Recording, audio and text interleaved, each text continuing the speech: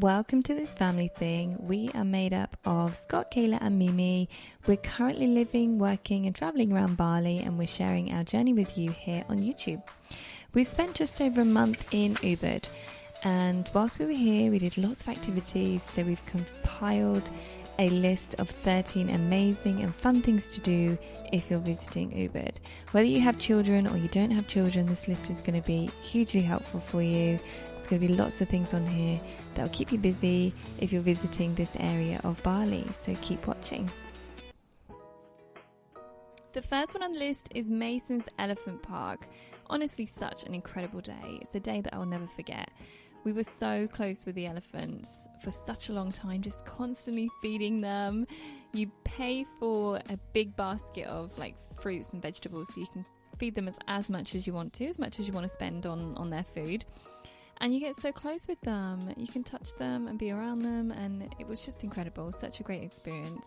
There is a side of the park that we didn't enjoy that much, which was basically just seeing them perform. They are Sumatran elephants, they've been rescued, so it's obviously wonderful that they are there and they're alive and well, but it's not so great to see them being ridden and prodded and poked and kind of being made to do things that elephants don't typically do. We didn't quite enjoy that. We didn't do any of those activities. Obviously it's your preference, but since they're rescued I would prefer them to live in a habitat which is similar to the wild, and that's just not the case here.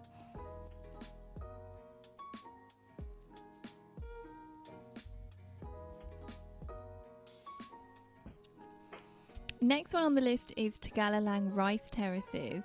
Wow, this place was an absolute wow. From the moment that you step down and you start making your way down to the terraces, to the platform, you get the most incredible view. I've never seen anything like it. You can walk along the terraces and there's so many different routes.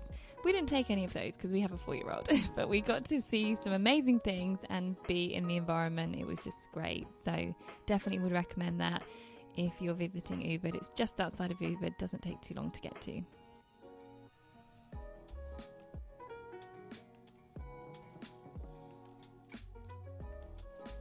This place, Ubud Club, is literally in Ubud. It's literally right outside the centre, so it just takes a couple of minutes to get to. It's basically like a private health club, so they have multiple pools on different levels. They have beds that you can lay on and relax on. They've got a really cool restaurant. They have a gym as well if you want to have a workout, and a playground and things like that. So it's just a great day out for anybody really, whether you have children or not. It's just fun to be in all the different pools, spend some time in the sun. You can play in the playground and have a meal and all that kind of stuff. It was great fun. We really enjoyed it. There are lots of food choices, not too expensive, but it's probably not somewhere you could come every day. So the next one on the list is the monkey forest. We didn't actually go in because once you get close to the forest, the monkeys are everywhere. So you don't actually have to go into the forest to see them. And we did stay in a hotel on Monkey Forest Road, and they visited our hotel every day. So we got to see them from a distance. They can be very handsy and Mia doesn't like them, so hence why we didn't visit the forest, but it is a very fun place to go. So we're just at Canto Lampo waterfall. We're going to have a walk around and see the waterfall and maybe do some swimming. But so far it's really cute, really peaceful, and I read online that it's a really good walk for kids, so I'll let you know about that.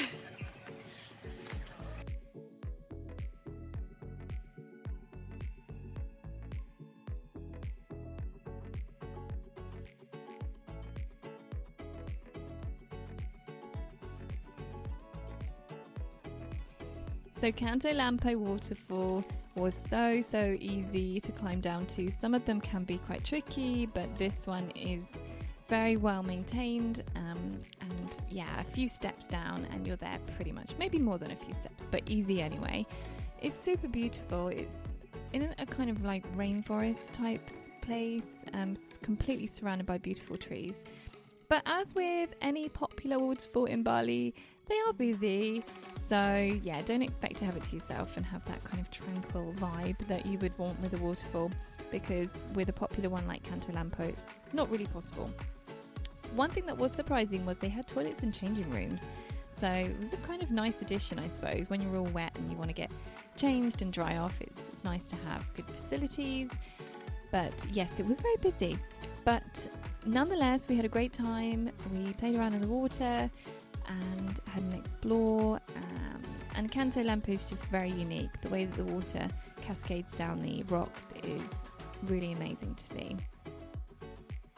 But it's not the only waterfall in and around Ubud. There are multiple, not even multiple, hundreds.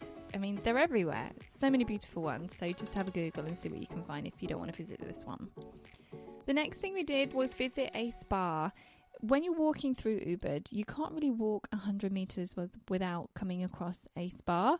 So we thought, hey, let's go in and see what we can, see what it's like, basically.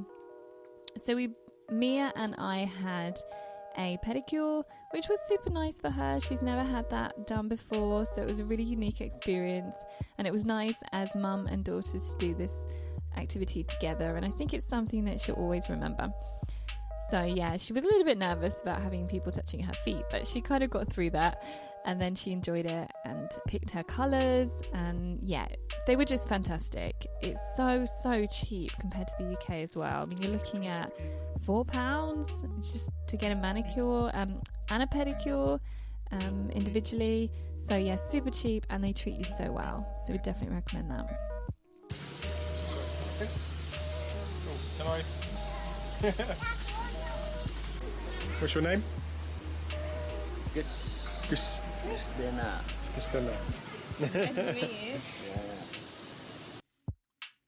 The next place we went to was Goa Gajar, which is famously known as the Elephant Cave.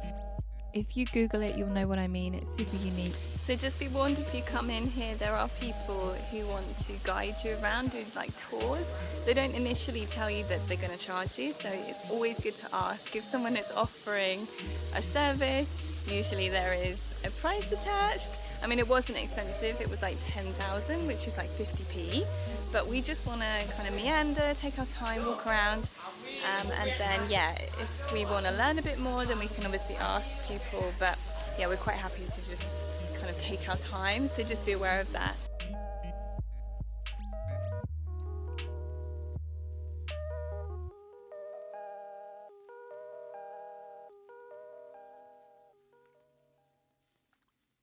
So the actual cave in Goa Gajar was pretty smoky.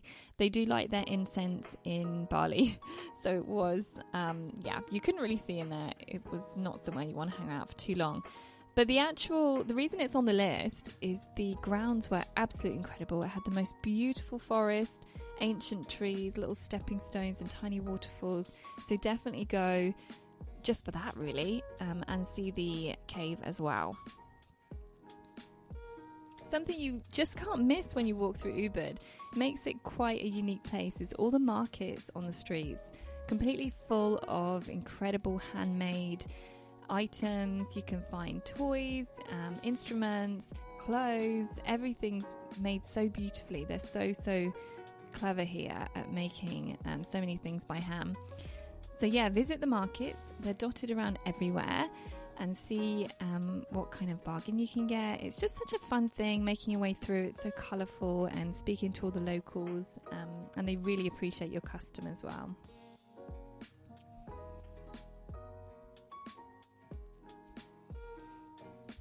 Coffee is everywhere in Ubud. So many amazing restaurants and coffee houses. You can get a really good cup of coffee. We made our way around a lot of coffee places. So yes, we have another video actually that gives some recommendations on restaurants and places like that. So have a look at that. And there's so many incredible restaurants serving Indonesian food, all kinds of Western food at a fraction of the price of the UK. And yeah, we were in our element when it comes to food here, especially as vegetarians. Lots and lots of choice for us. Lots of raw food places, lots of smoothie bowls and things like that. Super tasty.